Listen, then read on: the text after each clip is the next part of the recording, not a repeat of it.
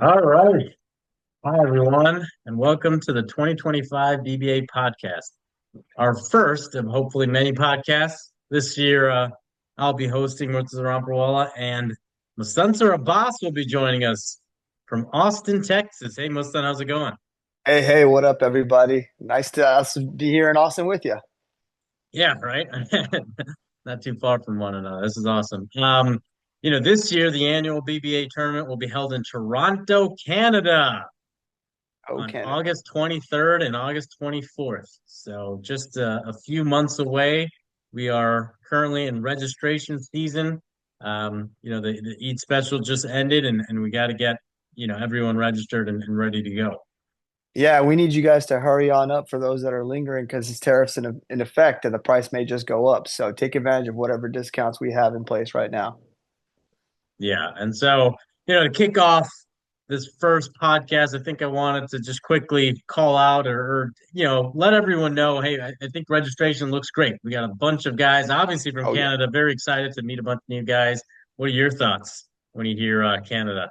You know, at first there was a bit of hesitation, but we got to open up our minds, open up our hearts to our fellow ballers across the border.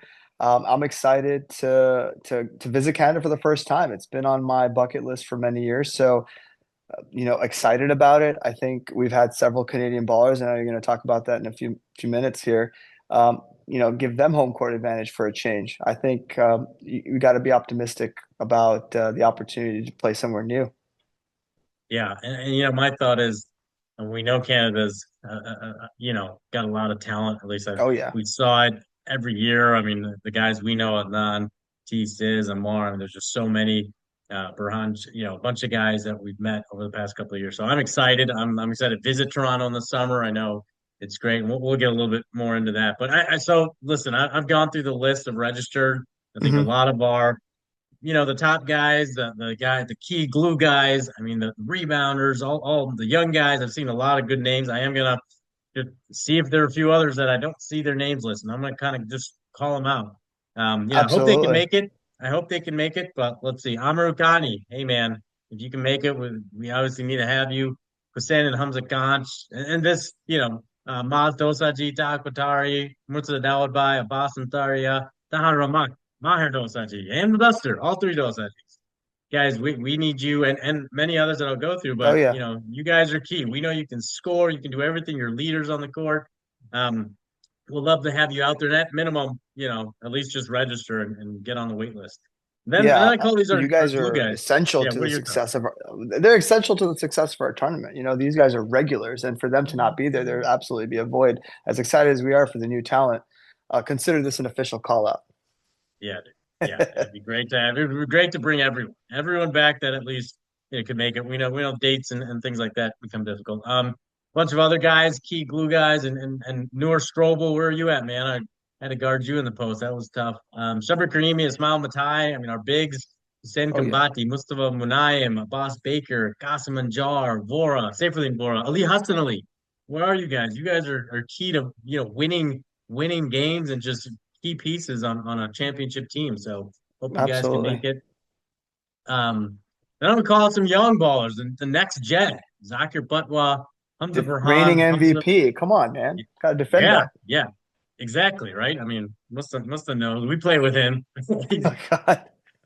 he's a handful, dude. He Oh yeah. just goes further back and further back. He learned that from you, just Hey, hey, Tuesday.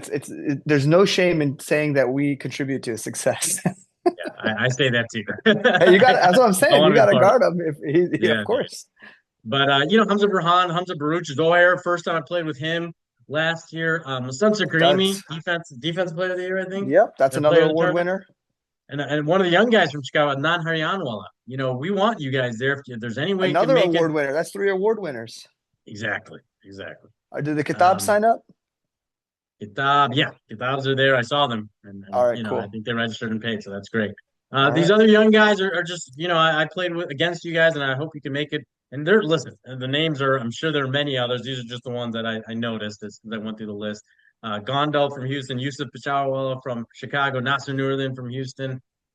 You guys are also the next generation. I think as you play more and more, you'll really, become key pieces on our teams. Then I have some long shots. Stop at Rusty. I don't know where you're at, but if you can come out, come play. And then my brother, Hey Mustansir man, if you're not in a Rampurawala. wheelchair, we need you on the court. Yeah, same goes for my brother, man. If you can make Yeah, it out dude. there, we Come want on, to see you Grandpa. guys. Um, so I mean, I think all said, a bunch of guys, those guys included, just register, get on the wait list. If maybe someone drops and we need you. I'll put it this way: if you're thinking about it, just do it, right? The regret of not coming versus the regret of inconveniencing yourself to come, it's just not even comparable. I mean, I missed one because I was abroad, and I still found myself on the IG Live watching the games. And I missed the very first one because my son Hamza had his chetti. He was born, so he's like my timestamp for the growth of BBA. And although it was over a decade ago, I absolutely wish I was there because those were our prime years. And just, if you guys are healthy, if you're capable, if you're able, we'd love to have you there. I think BBA has grown tremendously. And I'd like to say BBA has been a flagship of Bora sports across North America. And as you see now, there's tournaments every other week, thanks to, in part, BBA. People have emulated what we do, and it's brought the community closer together. So just to kind of cap, as Murtaza said, we need you guys to join, sign up. If you can make it happen, please do. Yeah, exactly. I think sign it. You never know, right? Plans change. Maybe Yep, something gets canceled. You decide, hey, I can't. I find a cheap flight. Some team needs you. Guys, who need you to step in for somebody that got hurt or can't make it. Might as well get on the wait list. I think every now. absolutely. Yeah. So, I mean, we'll talk a little bit more BBI. I did want to touch on Final Four. It did not Houston was one disappoint, of those guys, right? So, what are your minus thoughts? that. Yeah, Other than Houston not coming through in the clutch, which was heartbreaker. I'm a UT alum. I know you're an Illinois guy, yeah, but being from Texas, being in Texas now, we have a lot of friends from U of H. I think what they've done with the program, it was amazing. Knocking out a powerhouse like Duke with a flagship player such as a Flag. The excitement was there. Everything was set up. Brackets were getting busted. But long story short, and I think you'll agree to this, at the end of the day, we want good basketball. We want competitive basketball. We don't want blowouts, or we don't want, just low scoring, grind out, slow, sloppy games. This lived up to the hype. Four number one seeds, I think, first time in like 45 years. It was in San Antonio. I I was super excited about the championship game, minus the last minute. But other than that, amazing. Amazing. yeah. I mean, I gotta say, I watched the entire Duke UH game, and man, I thought one the foul on Cooper. I agree. it was one. I think they deserved to like Houston deserved the game. It was one bad call, but they were just going downhill. They were making mistakes. It was kind of one of those things like you did it to yourself. You shouldn't have even been in that position. So I would never say that one call, really, really had, I mean, impacted the game. But just there's so many other things. And then I just thought he was going to hit that fade. I mean, he got high, but that contest by was it Juwan Roberts or I mean Yeah. he played it perfectly. Like that's the type of contest you want on. That's what I try to do. You guys, you Zakir. I mean, those guys that just get so high, like you have to almost feel like you're gonna block it. That's right. A guy, so he timed it perfectly, and so I mean, it was a great play on defense. And Yeah, I mean, you're breaking down some of the X's and O's, which are interesting. I agree with you on both fronts. Like the call should have been a no call. It was actually a terrible call. yeah, But as an objective hooper, shouldn't be in that situation. We can always blame the refs, but a true competitor doesn't, unless it's egregious to impacting the game in the last shot or something. But Cooper Flags miss. Ultimately, they had the chance, right? exactly. Um, and I think I do hope he ends up being a great long term, but this was definitely a little bit of a stain on his newly building legacy. Luka, you want with the ball in line, he's hitting that Yeah, shot. yeah, exactly, exactly. And then the final game, I caught the end of it. I don't know, man. They just kind of turnover after turnover after turnover. I wish he would have at least got the last shot up, but I mean, honestly, he probably would have been blocked. Um, It was weird because they're such a good defensive team that the first half was very unmemorable for Florida, and the second half was rather unremarkable for U of H, but they had decent cushion. And I thought, you know what, they're defensive juggernaut. They should be able to at least hold them off. But Clayton's a stud. He caught fire. You give him some momentum. Next thing you know, great players will be great, minus what we just talked about. I mean, he said, I think I read somewhere he emulates his game off Kemba Walker, and I saw similarities too from that run that he had with UConn. I just, if Claymate goes to the NBA, like I hope he has, success. It'd be cool to watch him like pull that off and then continue because he wasn't. I think he was like he wasn't recruited at all, right? I mean, he Yeah. really made his way through and worked his way up. So, I think NCAA is happy. I mean, you and I went to a Final Four, a championship together, oh yeah, and when you have teams like Butler in there, as cool as it is for us diehard basketball fans, the hype is a little different. The buzz isn't there. You have a smaller fan base. National TV doesn't pick it up. You have unknown players. I mean, Brad Stevenson, now a legendary coach, legendary manager. We got to see him as a rising star, but in the moment, it was a little bit of a less excitement, right? Some of those games were good, no doubt, but it was a little less exciting. This was like yeah. four top teams. It was just a different feel. Yeah, and I think UH in general, man, that program is going to be exciting to watch. Continue to follow them. I mean, I'm in Oh Texas now, yeah, so I pay attention to the Texas teams, and I root for them because it makes everyone in Texas happy, and I like to kind of see that. So I just hope they figure it out one of these years, and yeah, Samson I, gets his chip. absolutely. I mean, we obviously have our biases, but biases aside, it's a wonderful program. I love their brand of basketball and what they've done, and I hope they continue to recruit top talent. And my girls watched the UT women's game. Unfortunately, they got handled in the Final Four, but they had a great run too, and they're always solid, and we're very proud of that program. Hopefully, the UT men's kind of continues to build and develop, and we can But follow them too. but UConn's a great story, so I'm happy some of those big names Yeah, won it, and it'll be cool to see Paige in the NCAA and the WNBA. yeah, man, I can't wait. I'm gonna definitely try to take the kids to some games in the future. So, And hopefully all this could be right, a spark for WBBA. yeah, yeah. Well, we've got pickleball, and I heard some of the girls and women are playing. That's fantastic. That's exciting. Yeah, Uh, if anyone's in Austin or in Texas this coming weekend, come on by. Check it out. Support the local. It's not local. It's actually I think we have some folks coming in from Boston, but support the Bora pickleball tournament happening. But I'm going to give you a quick shameless plug since I think you coach your daughters. Get them groomed for the WBBA. Oh yeah, man. Yeah, it's fun. Coaching is just so much fun. Um, I just enjoy it, and then Jamana gets into it, and I'm sure Jamila now wants to start. So it's just a way to like show them, yeah, I'll also, I'll coach you and be part of that work towards getting better. So that's been great. Cool, man. I guess let's jump back to BBA. Um, so it's in Toronto. We talked about it. Very exciting. I think a lot of the biggest thing for me as a former cap and maybe a potential cap. I don't know. I don't know who's going to be captains this year.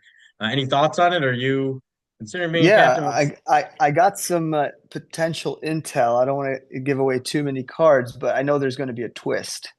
So okay? without the blessings from the committee, I won't go into too much detail. But for those that we called on earlier, and for those that have already registered, just know that this year is going to come with an interesting twist. You and I will talk a little bit more about it offline, but um, I'm not sure I'm on board with that reasoning. I Okay. think this was the year I was looking forward to being a captain, if that's enough of a hint.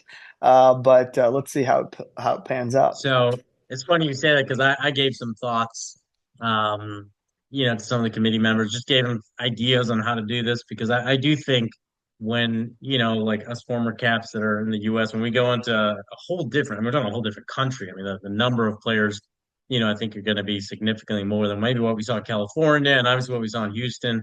And then less guys know those guys, right? So I can't go to you or I can't go to someone in Canada and be like, hey, do you know this guy in Canada? It's really, you just got to go to, one or two people that we know. So it'll be interesting how they kind of, manage that because I do think there's a lot of hidden talent, hidden meaning hidden from Oh us, yeah, the, oh the yeah. former caps, right?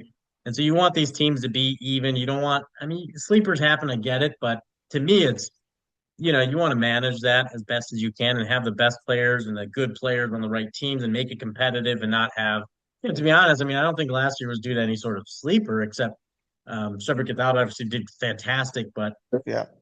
like they were dominant. I mean, that's great. Those two teams and props to them again, Qasim and Jar and Patak and that team, and then Raja, Zakir, and Mustansir and that team, and all those guys, like they were fantastic. They were fun to watch. We lost to both of them. I hope in a way that we can better manage talent at least for these new guys, and then let it fall where it does. Yeah, I totally agree. I mean, there's a few names that I recall from previous city tournaments. And then obviously through BBA presence. But I agree with you. I think there's a lot of studs there. I actually went back and looked at some of the stats from this recent tournament. There was a few names that I didn't recognize, but overall the ballers are going to ball. So I'm excited to bring in, the new talent and continue to grow this BBA. As far as, so what I'm going to do as far as traveling to Toronto is try to get there a little bit earlier. So that way I won't be jet lagged, but I don't want to let travel be an excuse to my performance. Um, I don't know. I don't know.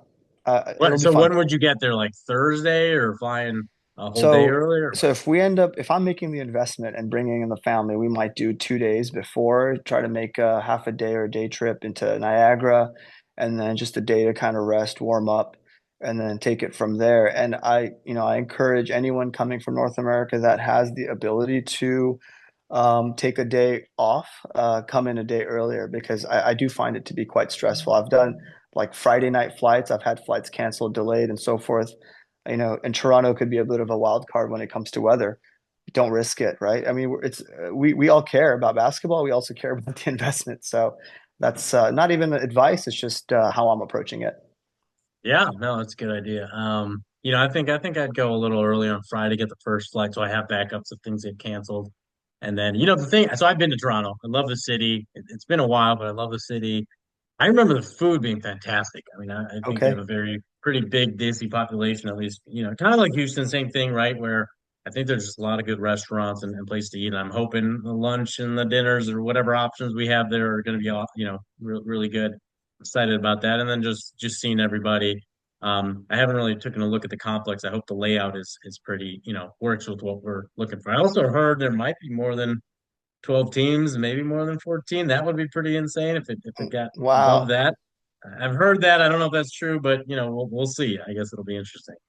Registration numbers definitely look strong. Hopefully, the committee can put together a great format. We'll deep dive into that in future episodes. We'll also bring on some folks from Toronto to give us some insights on the success of their recent tournament, some insights on the venue, insights on the talent.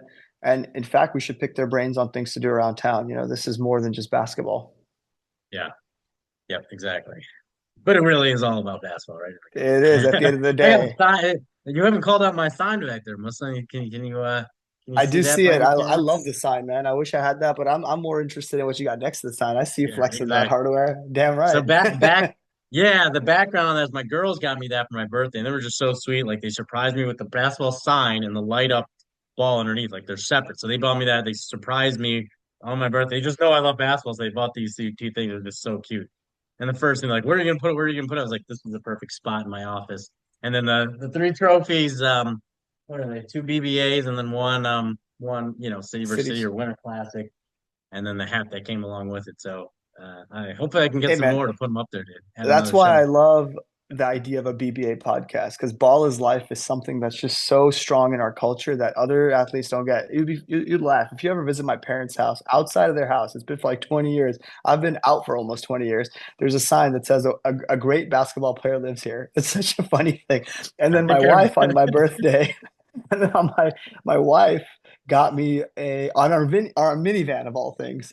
Those little license plate covers, and it says, "I'd rather be playing basketball." It's just funny because, those little twists, like having something on your wall. These are just funny little basketball crazed decorations or whatever you want to call it that other people just don't get.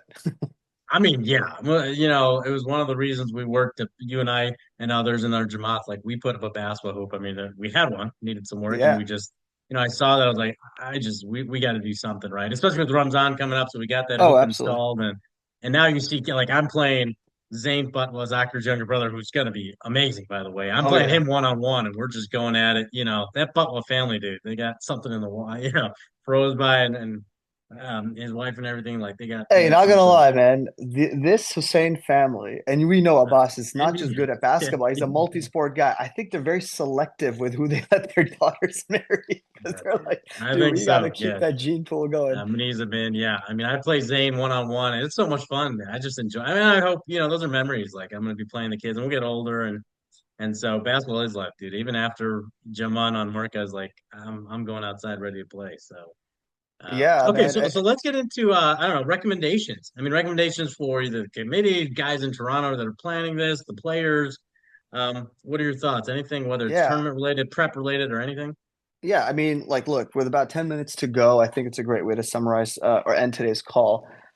I would say one of the best things that we have in our favor right now is time, right? In the past, it's either been right after Muharram or, a city tournament's right after Ramadan or whatever, but we have plenty of runway to plan as individual players, but also the hosts. So, um, it's not a recommendation by any means, but I would just say something worth considering is making sure using this time to our advantage. Um, I think they're going to try to possibly accelerate the registration deadline to even as early as next week.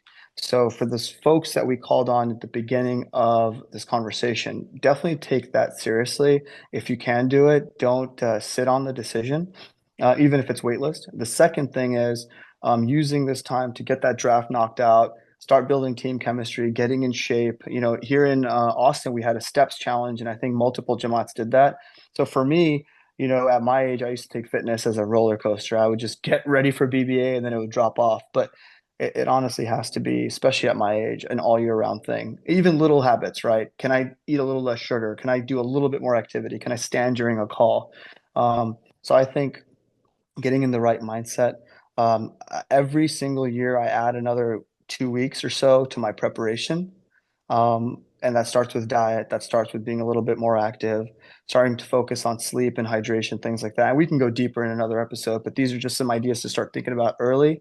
And then for the committee and for the planners, just start making sure, once registration's closed, um, every nook and cranny is covered. And these guys are experienced. I mean, we have very experienced folks like Qusay, Abbas, now Tahir has been doing it for a few years, Todd. Um, they're experienced, but obviously being overseas, I guess it's called overseas, being in another country, they're going to have some local folks. Fortunately, they're experienced ballers. They've done local stuff, but just making sure, you talked about refs earlier. If you want to go into that, what your suggestions around referees, but little things ultimately the goal should be how can the players and the participants have the best experience, right? Basketball competition is very important. Winning is very important, but if you kind of drop the ball on food, that still leaves a little bit of a mark. So, things like that. Yeah, no, I think that those are some great points. So yeah, you and I were talking. I think one of the as players, we always talk about refs and how refs were and what did you think? And I think, listen, generally, I think refs are what they are. Like some are good, some are bad, some are Hmm. having a bad day. I mean, pissed off at one player, not the, it just depends. And they have really no skin in the game. And they're being paid, and they're gonna make the call that they want to make or be as engaged as they want to be. I think from a committee standpoint, it's just about preparing them, really about, and one idea, I mean, just have backup refs ready to go, Yeah. like have three refs, you assigned everybody, you got them all confirmed, great. Then go find three or four other refs that are like, hey, by the way, just in case people drop, can I have your number? Or maybe, this weekend we're having a game. Can you just, can I call you if anything's needed? And get those resources and contacts now, or Yep. wait a month. However, but have backup reps ready because we've seen, hey, someone doesn't show up, then what? Oh Oh, yeah. where are they? Right. And so I don't know if, and maybe the committee at the time had backup reps. I'm not saying they didn't, but just another idea for the local guys to find those backups and to have them ready to go, or backup Absolutely. former players that could ref, like as a backup. Hey, in the last minute situation, this guy who didn't register, this guy who knows he's not going to play, but we count on him. Hey, make him be a second or third ref, right? Um, just an idea there. I think we did this last year. It was great. Laminate the rules, but also, to the extent we can talk to these reps and get the rules to them and maybe even have a Zoom meeting up front, just walking through some of the main questions, like the most important things. When are your free throws? And when are your what do you call one-on-one free throws, and when you go to bonus and double bonus, and how does Oh that yeah. work? And those types of like clarifying those things up front Is a are technical important. foul one free throw versus two? We've had little stuff like that happen as well that Yeah, can impact the game. whatever and that's even on Saturday because now we know Saturday affects Sunday. So, Yep. we got into the minutes discussion. Like, are there going to be restrictions or limits on minutes or restrictions on minutes? So, how does that impact? And it was great last year. Like, I think there was an actual impact, and that's what the rules stated, so they implemented it. And I think that makes sense. Um, yeah, I think those are really, I think the refs are a key part. We talked about food and yeah, food. I just an idea on food. Just have everyone's sandwiches or whatever's given out for lunch saved. I think we've done this pretty well. I'm really just reiterating something that's already been done pretty well, but have everyone's package or lunch sack saved for the player so that, both Yep. days. So like, 'cause I think Sundays sometimes it gets so crazy with, hey, people are playing, then they're done, that some guys go and eat a second time, which, it's fine. Like if you're playing, Yep. the whole benefit is you're still playing, but you may forget about lunch until you're out well towards, you know what I mean? So Oh maybe yeah. have backups or have backup sacks or pizzas on the side for those guys that are playing longer that aren't really trying to eat at 2 o'clock because they're staying longer on Sunday. So I think that's one idea. If we can get that, I don't know. That's really the things that jump out at me. I'm sure we'll talk through others, but I'm Oh excited. I yeah. mean, I think they know how to plan. They've done so many things, so I'm not worried at all. But just whatever insight we can give them might be helpful. Absolutely. No disagreements there. I think we want to keep today's episode pretty light, just to kind of touch on the subjects. The guys that aren't signed up yet, please do. Number two, we talked a little bit about the Final Four. Would love to hear your feedback. Once QV gets this bad boy uploaded, please do put in the comments how your bracket did. Was your bracket busted? Was your team in? Any suggestions, any thoughts, any feedback? Let's keep the discussion going. And then, as far as the venue being Toronto, I hope there was a little bit of head scratching in the beginning, but hopefully you guys have all come around and are excited at the opportunity. I think weather in August should be fabulous over there.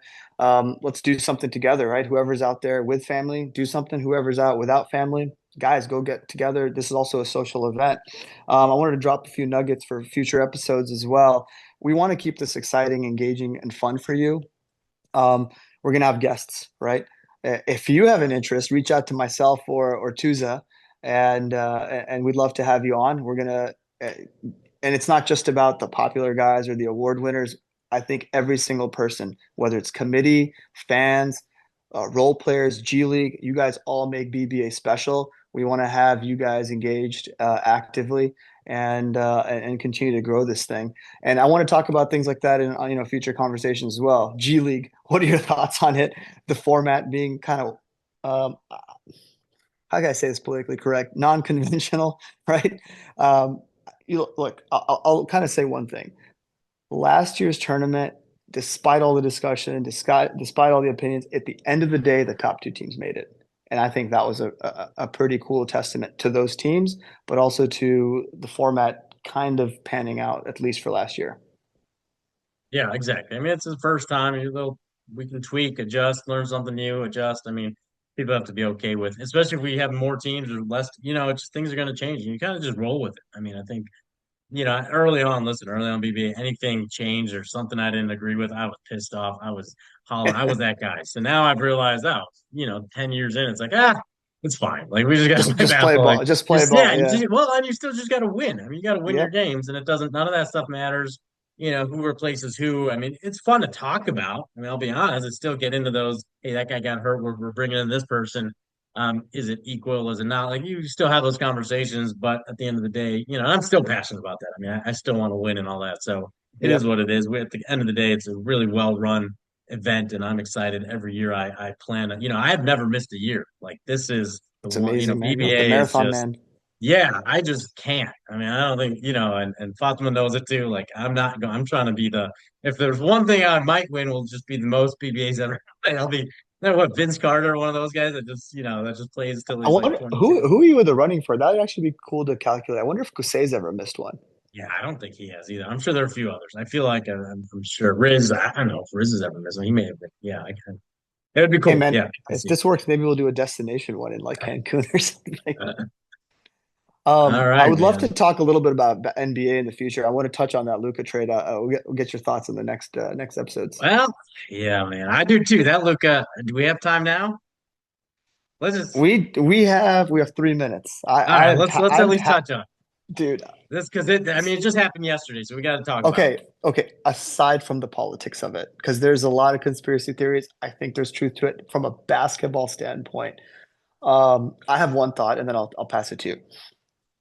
I I'm a big time Luca fan, and that's hard for a Houston Rocket fan to say because we hated Dallas for so many years. It's hard to dislike Kyrie. It's hard to dislike Luca. He is definitely a friend, like top man. He's just such a stud, and he's proving that with the way he turned LA around. But in the short term, emotions aside, I think Dallas, just X's and O's. I mean, a lot of it does make sense on paper. Anthony Davis is not a huge drop off in points.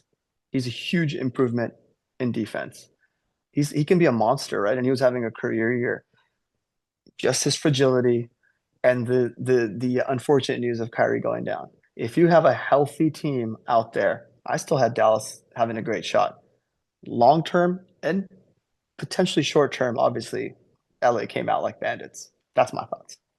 Yeah. I, I think what I just can't understand is one, they should, even if you're just gonna go with LA, like come on, get Austin Reeves, and that's still not even, but get a Reeves, get another pick. I mean, how get connect, I mean, get something else. Something. Like the Yeah, like I just can't believe, even if you're and I understand the whole point of, you're hiding this trade, you don't want it to get out because you'll get blasted for it, you probably get it won't happen. So I that point of hiding it, I kind of get. Um, and you don't want to trade, you don't want to, it's just, man, you looked at him crying, like he was sobbing or just crying, obviously, and that was emotional. Like, man, that guy really thought he was gonna Did be you there see the forever. And Gatorade ad? Did you see about the Gatorade ad? yeah, the trader, That's reverse wild. trader. Yeah. Yeah. And Nico and ownership, maybe, I don't know, ownership might not be a basketball, like, I don't know if they're a basketball family or what, but if you're Nico, you had to have known this was going to rip the heart out of Dallas, right? The impact emotionally is so much that I can't imagine how are they going to win a championship, even if everybody's healthy? Like, you're just, I mean, I just couldn't envision it because the whole fan base would just be like torn apart by this. You're gonna have boos in the middle of like a playoff game at times, or when Luka, if you play the Lakers in the middle of the Western Conference Finals, like you might not be able to pull that out, right? I mean, those are just more social slash. I don't know how they thought this would work out. Like Nico's shouldn't be surprised people are asking him to be fired. I mean, if you had any sort of pulse of the Dallas, fan or base, or any basketball person. I mean, Luka just transcends basketball, being a foreigner, kind of having like a semi dad bod. yeah, yeah. He has like Well, this innocent face next door, but he's just so likable, right? It's not just he's a beast on the court. He's so likable. Him and Kyrie had this awesome. They were in the finals last year. yeah, I don't You get know? that's it, right? It's not like you were if you okay, I'm gonna call it. If it was John Morant, you made this trade. Okay. Like the guy has a bad rep and he hasn't really taken you that far. And it's like, okay, I get that. If you did that with Trey Young, if you did it with some of these other guys that haven't Yep. even gotten that far, and you had other issues, you're like, all right, right. Like those kind of make sense. And they haven't even hit the finals, they haven't been successful. So you do that, and the other thing that someone said on a different podcast I listened to was like the cultural differences of Oh yeah. that region, right? So Jokic and Luka, like they don't they live and breathe basketball, but they also have other lives. So Yeah. they drink with their friends. You know what I mean? They hang out with their family. They go They're do other Europeans, man. things, right? And yeah, and it's like, but they're still amazing. Like just because culturally he's kind of not American. I mean, he's not this AAU born, hey, working out all like everything. It's not everything basketball because he is basketball, but he's not like, oh, I've got to have a six pack and be jacked and in the Yep. gym and all that. He's just like, hey, man, my skill and my belief in myself and the fact that I played with professionals since I was 16, like makes you Oh, better than it's all these insane. others, right? Like that's their culture. Flip side of That's the coin. I'm happy as hell for LeBron. Holy crap, man. The guys he's played with in his career, he gets to add another Hall of Fame generational talent. You know, it's like I can't even hate on him because the whole idea of going to super teams was a little bit of a stain on him. Now a super team kind of came to him in a way, and they made it click. They're both high IQ players. They're both unselfish players. yeah. I I mean, mean, I it's could watch extended him. his career. I mean, I don't get in the LeBron Jordan argument, but he is awesome to watch. He's 40, flying around he's just, and like, did he really push Davis? No. I mean, if anybody made that offer, everybody would say yes. Like, even LeBron would be like, yeah, you should take not just Oh that, but yeah. you have 5 more years. Like, he didn't put Davis and him are fine. Like, Yep. the people that put it on LeBron or say he sent him or approved it, like, Kalinka figured it out and took advantage of Nico Oh and said, yeah. like, you got to take this I trade. love So. that meme or whatever. It's like, hey, we'd like to trade for Anthony Davis. No, for Luka. He'll be there in the morning.